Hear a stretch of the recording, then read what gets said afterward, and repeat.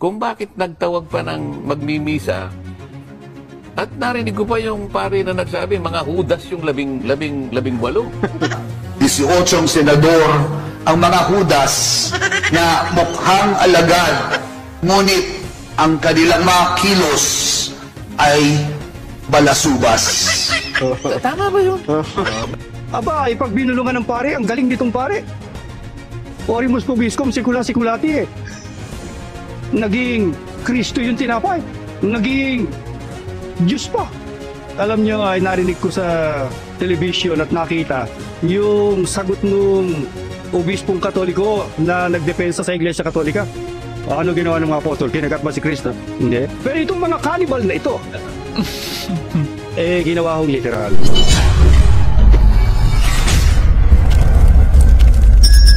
Yun, ang napakinggan ninyo ay una ang reaksyon ni Senador Marcolita noong congressman pa siya kaugnay sa misa ni Father Flavi doon sa Kongreso. Yung ang impeachment complaint ay ibinalik ng Senado sa Kongreso, kung naalala ninyo yan. So, kung maalala ninyo, hindi lang si Father Flavi ang nagpahayag ng kanyang opinion na yung mga senadors na bumoto para ibalik ay tinawag na mga hudas. Meron pang mga abogado na nagpahayag dyan at kahit sa Kongreso. Pero, bakit mas nag-react si Marcolita na isang kaanib sa iglesia sa pahayag ng pare? At sabi pa niya, tama ba yun?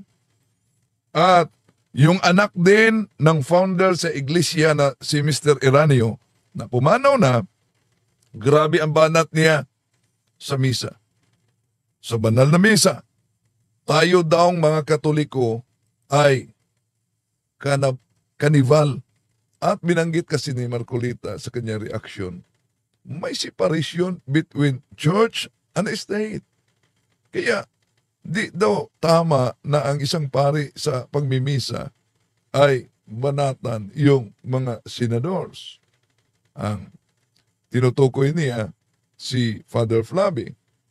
Pero narinig kaya ni Marcolita, may audio si Felix Manalo na sa kanyang pangangaral, presidente na si Magsaysay, binanatan niya. Ating i-play yan, mga kapatid. So kung separation between church and state, tama ba na ang INC sumusuporta sa mga kandidato kung sino ang paboran? Ano po ba ang nasa separation of church and state? Matagal na natin yan tinatalakay. Pero itong banat sa anak ni Felix Manalo na si Eranio Manalo, ito papa ni Eduardo Manalo, no? Nakasalukuyang tagapangasiwang pangkalahatan sa INC.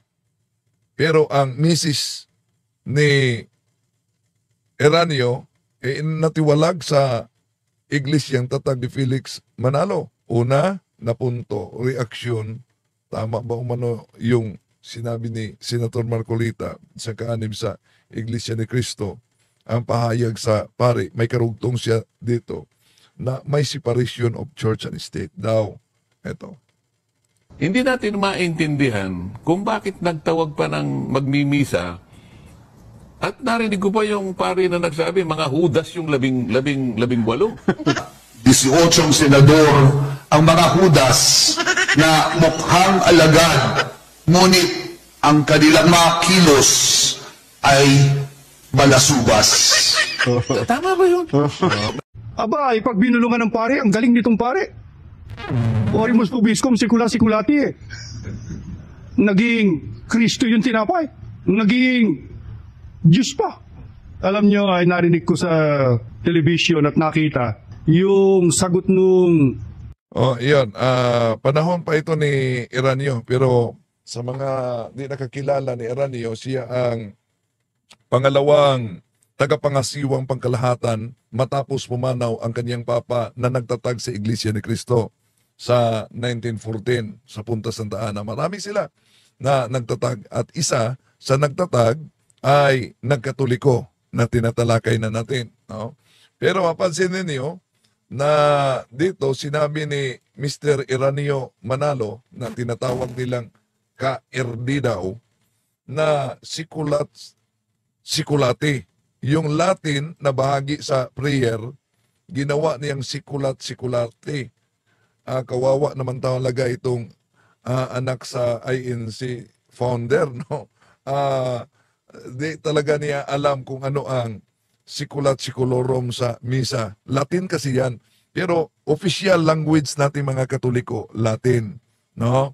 Yun ang official. Sa INC, Tagalog, natural dahil Tagalog ang founder si Felix Manalo. Kaya Tagalog ang official nila na language. Pero yung sinabi niyang sikulat-sikulati, kawawa naman, naging sikulati ang sikulorum. Sikulat-sikulorum, ibig sabihin, ages of ages. Yun po'y about sa eternity. No?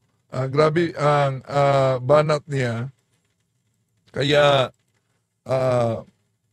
dapat nating sagutin itong mga anti-katoliko tulad dito dahil matagal na itong mga banat nila sa ating pananampalataya.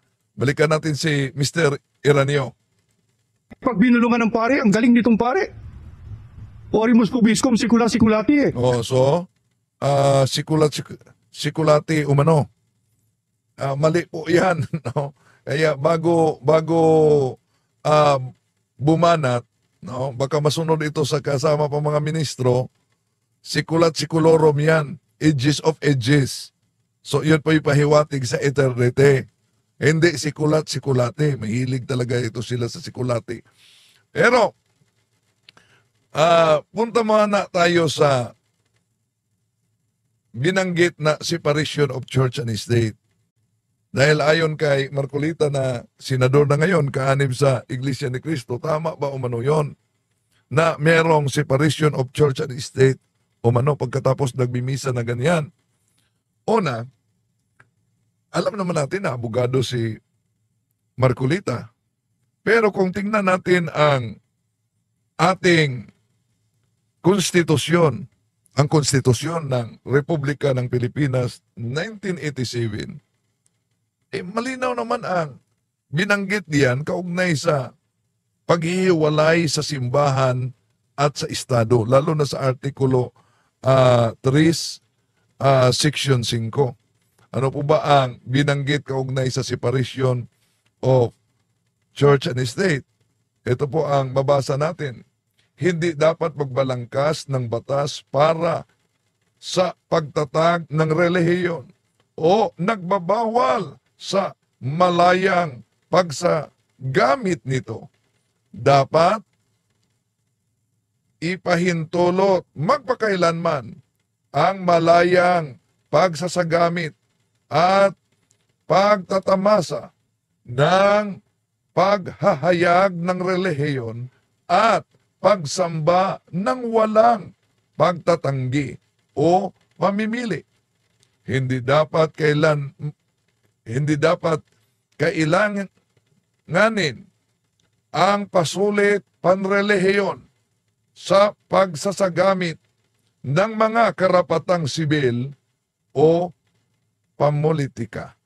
Iyon ang unang bahagi na sinabi sa saligang batas natin. Hindi maaaring magkaroon ng pambansang relihiyon o sa pilitang ipatanggap sa lahat ng mga Pilipino. Halimbawa, gawing pambansang relihiyon ang Iglesia ni Manalo at sa pilitang ipatanggap, di pwede yan. No? Malinaw yan sa Artikulo 3, Section 5. At hindi maaaring ipatupad ang pambansang halimbawa, sa komunista, atheism sila, atheismo. Di, pwede yan. Kung saan lubusang supilin at pasunurin ng gobyerno ang lahat ng relihiyon.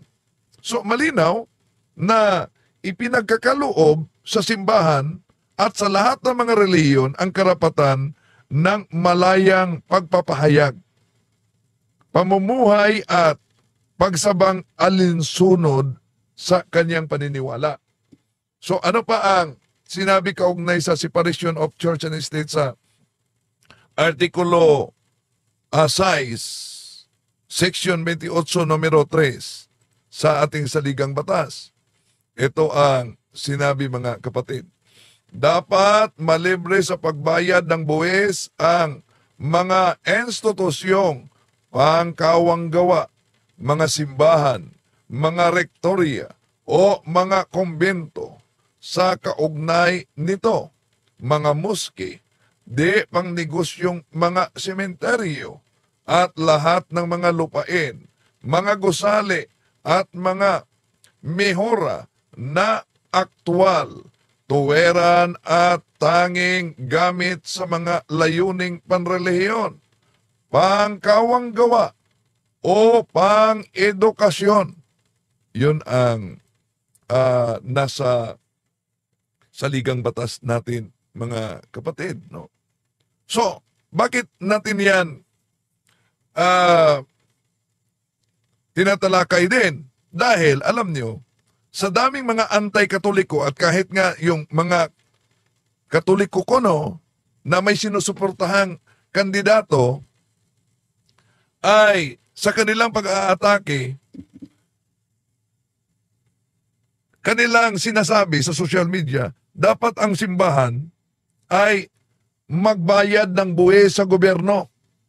Yan, naalala ninyo yan, yung mainit pa ang mga taga-suporta, DDS, si kay Digong, dapat pabayaran ang simbahan sa buwis. So, ngayon, tama ba ang kanilang argumento na dapat ang simbahan magbayad ng buwis? Mali. Bakit? Kung buwisan ang simbahan, alam nyo, ibig sabihin, may karapatan na ang simbahan na makinabang sa pera ng ating bansa. Di ba? Meron ng karapatan siyang makinabang sa pera dahil nagbigay siya ng buwis.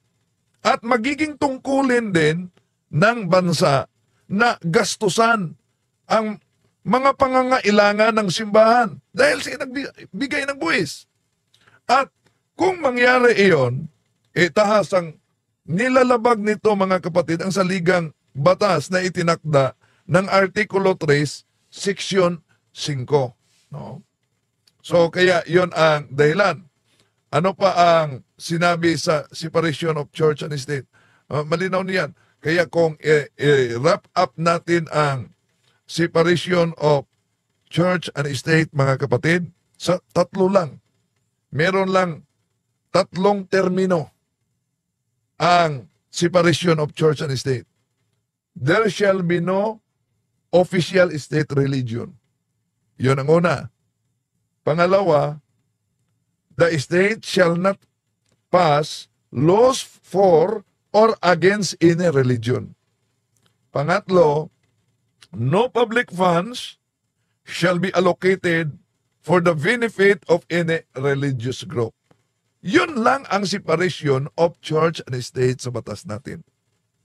Walang sinasabi na bawal makialam ang simbahan sa mga social issues, sa mga pangyayari sa ating lipunan.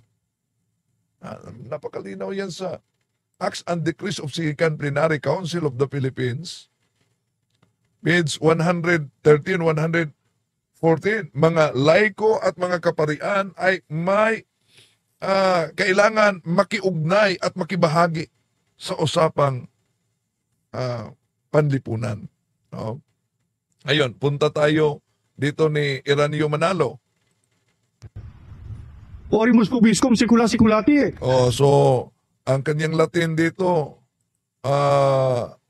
Siculati umano, mga kapatid. Ginawa niyang Siculati, ang Siculorum. Ang Siculorum, Sicula Siculorum, sa English ba, Edges of Edges. Pero ang banat niya dito, kaugnay sa banal na misa. Naging Kristo yung tinapay. O naging Kristo umano ang tinapay. Ginawa ng Katoliko na letra por letra. Di ba mahilig sila letra por letra? Pero imbento lang ba ng simbahang Katoliko ang pagiging tunay na katawan at dugo? Hindi yan mangyari sa mga pirated na sekta. Halimbawa, may mga sekta na gumagaya lang na parang mga obispo at mga pare, pero wala silang apostolic succession. Di ba? So wala silang authority. Walang pagkakaiba yan sa civilian na nakasuot ng uniforme ng pulis. Kahit pa may armas sa kanya, may baril sa kanyang bewang, parang pulis siya tingnan. Di ba? Pero, pwede siyang hulihin. Usurpation of authority. Okay. Ganon ang makita ninyo na mga pare, kuno, mga obispo, kuno. Ang dami na ngayon. Di ba ba? Meron nang lumilitaw na mga nagpakilalang Santo Papa din daw. Oh. Pero walang kaugnayan sa tinatawag na apostolic succession. Ganon din sa mga siktang tatag lamang ng tao.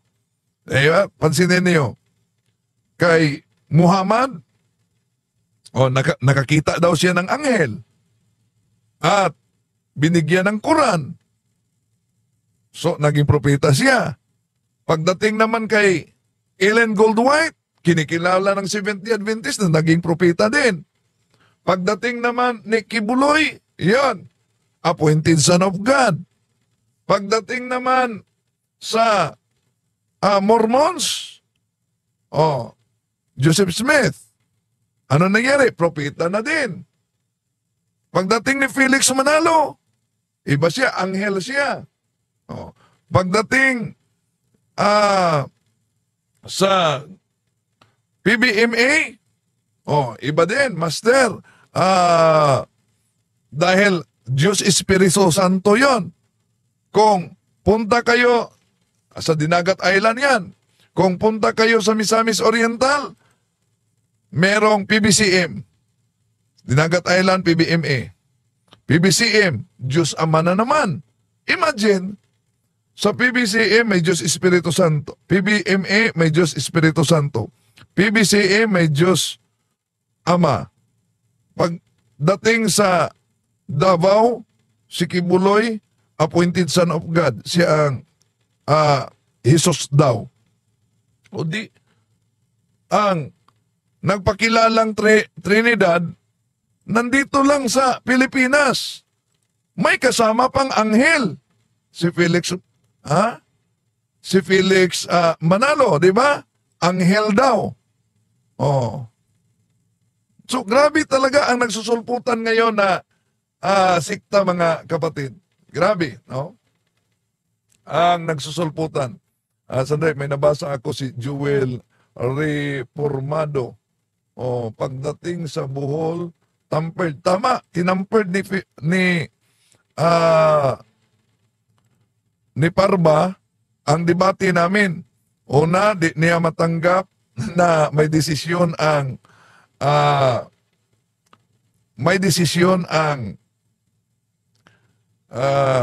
moderator. Pangalawa, nakalimutan ba ninyo paano tinampered ni Parba sa debate ang aklat na binasa niya? Ito ay, balik natin ha.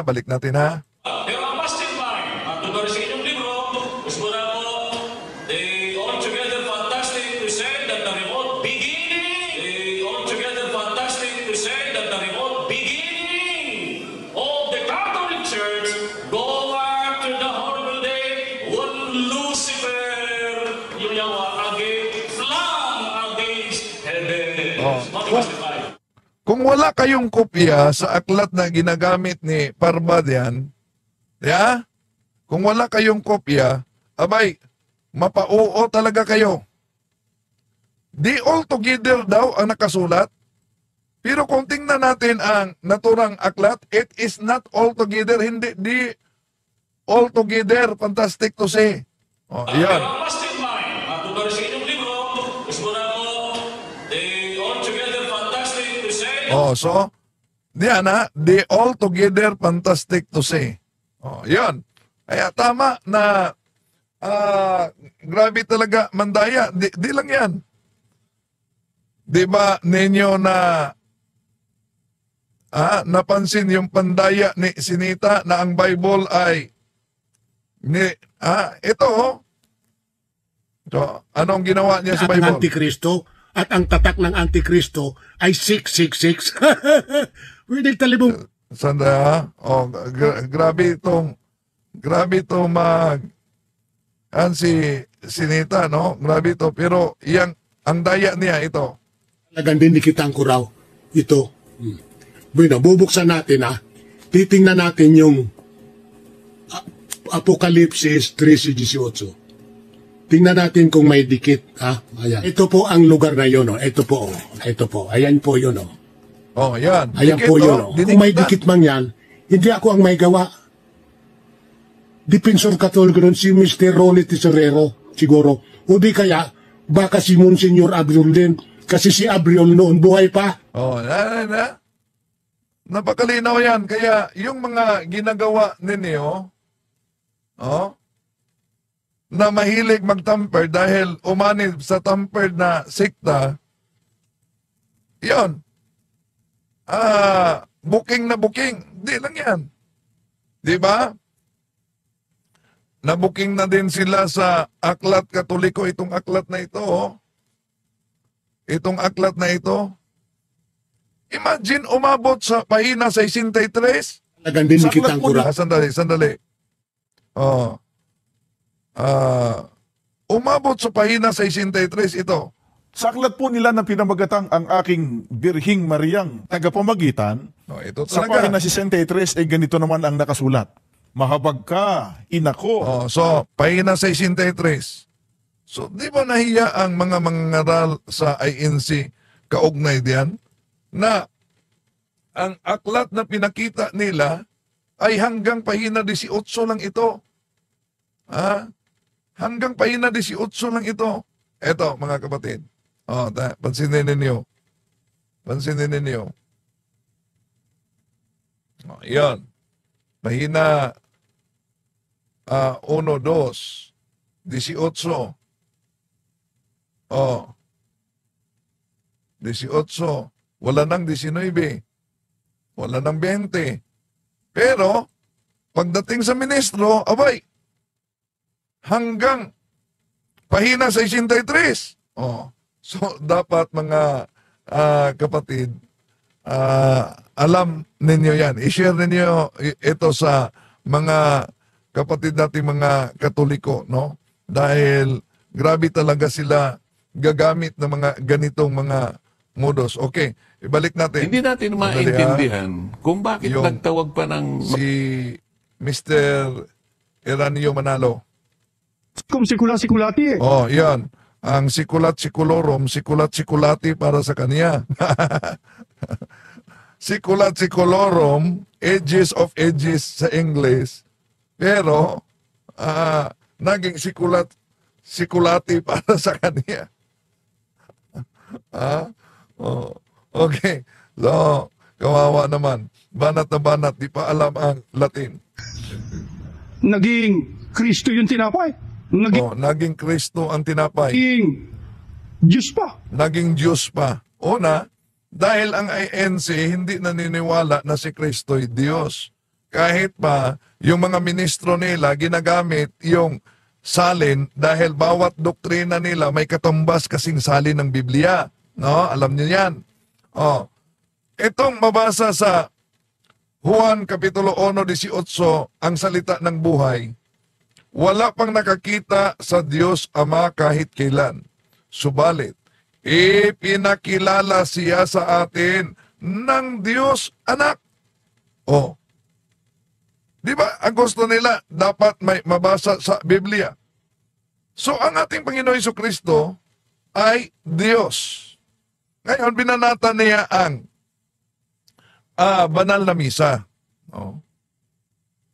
Kung ito bang banal na misa ng Simbahang Katoliko, literal ba yan na dugo at katawan ng ating Panginoong Hesus?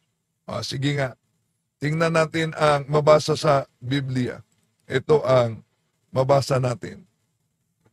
While they were eating, Jesus took bread, said the blessing, broke it, and giving it to his disciples said, "Take and eat. This is my body." Ano daw? This is my body. Then he took a cup, gave thanks, and gave it to them, saying, "Drink it, drink from it, all of you, for this is my blood of the covenant, which will be shed on behalf of many, for the forgiveness of sins." Ano ba ang nakasulat? This is the symbol of my body. This is the symbol of my blood. Napakalinaw naman. Mismo ang pahayag ng ating Panginoon Jesucristo. Letra por letra, ang hinanap niya, ang sabi ng Panginoon, this is my body. This is my blood. Hindi sinabi, this is the symbol of my body. Kaya layunin talaga ng kalaban, mga kapatid, lalo na ang fallen angels, ang adversary o ng Pedro 5:8, 9, na mailayo tayo. Mailayo tayo sa banal na misa na iyon ang kailangan para maligtas ang bawat isa. Sabi ni Michael, kaya ko hinamon ko sila lahat, relihiyon, sino makapakita sa aking ama banal, lalo na si Apuloy, describe mo, Father, ako. So, okay. Yan mga kapatid, inanap niya ni Mr. Eranio, literal ba umano? Alam nyo, ay narinig ko sa television at nakita yung sagot nung obispong Katoliko na nagdepensa sa Iglesia Katolika. So, kung napansin ninyo, ang INC, basta sa sagutin natin, grabe ang mga reaksyon ng mga kaanib nila. No? Sinisiraan daw sila. Pero napansin nyo mga kapatid, mula pa sa founder, mga anak at mga ministro, grabe na ang kanilang banat sa pananampalataya ng simbahang Katoliko. Sa mga banal, sa mga santo, sa misa, sa mga sakramento. No? Grabe talaga. So, yun. Napakalinaw po mga mahal na kapatid. Bakit kinain ninyo? Sabi ni Eranio Manalo, hindi po ba sabi ng ating Panginoong Jesus, take and eat, this is my body, Matthew 26, 28. Kung gusto na letra por letra, ngayon, ang tanong, di ba, nagsagawa sila ng Santa Cena daw, nakaputi sila lahat. Saan ba mabasa sa Biblia na pag magka-Santa Cena, magsuot ng puti na Amerikana? Nakaputi ang lahat. Kung ang kanilang aral dapat mabasa sa Biblia. So, ngayon, kung balikan natin mga mahal na kapatid ang lumang tipan, ang pinakain ay sa tao na pantubos ng kasalanan ay yung tinatawag na sakripisyong hayop. Ano ba yung sakripisyong hayop? Yon ay tupa.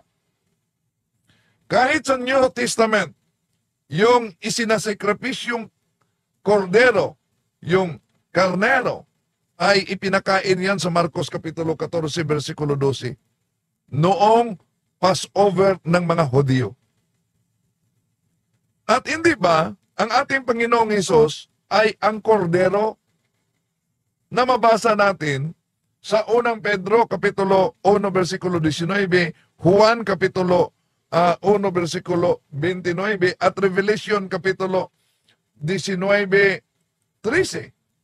So, napakalinaw yan mga mahal na kapatid. Kung tingnan natin sa Biblia, ang ating Panginoong Hesus, ang kordero ng Diyos. So kung ganon, sa huling hapunan, Last Supper mga kapatid, kung ang tinapay at alak ay sinabing katawan at dugo ng ating Panginoong Jesucristo, at pinakain at ipinainom ng kanyang mga disipulo, therefore, ang sakripisyo, ang ginawa ng ating Panginoong Hesus sa huling hapunan, yun ay hindi madugong paraan na sakripisyo. Ibig sabihin, unbloody manner. No. Yun ang di talaga naunawaan ng mga INC na banat lang sa pananampalatayang Katoliko. No? Balikan natin ang sabi ng ating Panginoon sa Lucas Kapitulo 22:19. And taking bread, and gave thanks, and break, and gave to them, saying, This is my body, which is given for you. Do this for a commemoration of me. So, ang ating Panginoong Hesus mismo ang nagsabi diyan. Utos niya yan.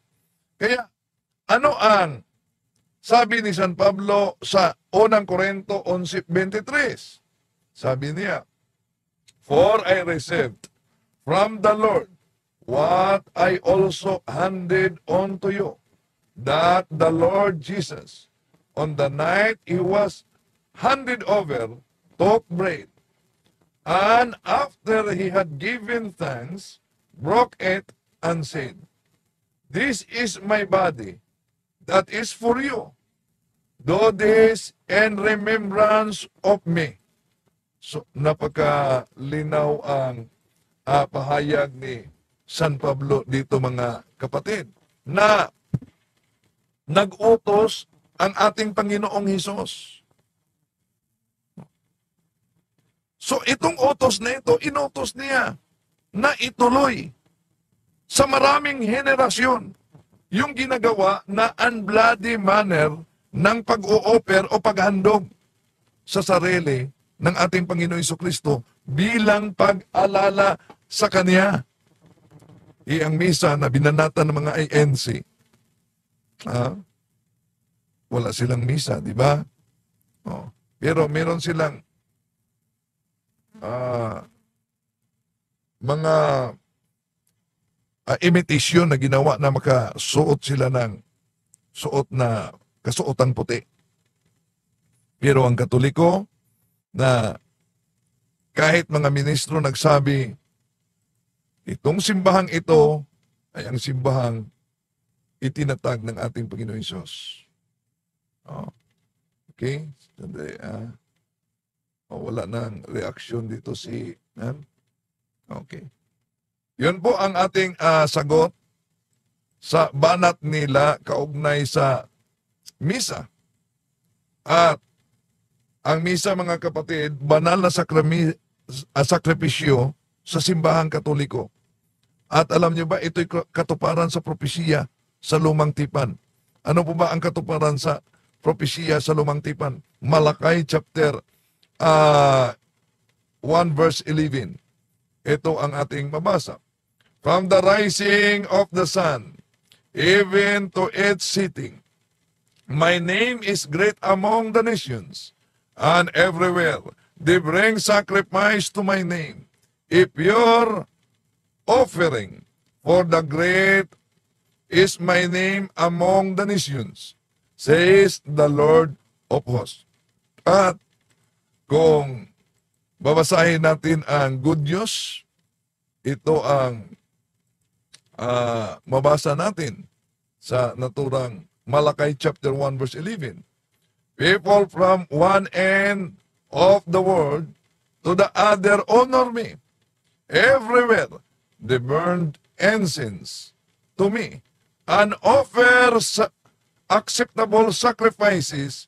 All of them honor me. So, may insinso. Tandaan ninyo, Katoliko lang sa pagmimisa nagsagawa ng insinso.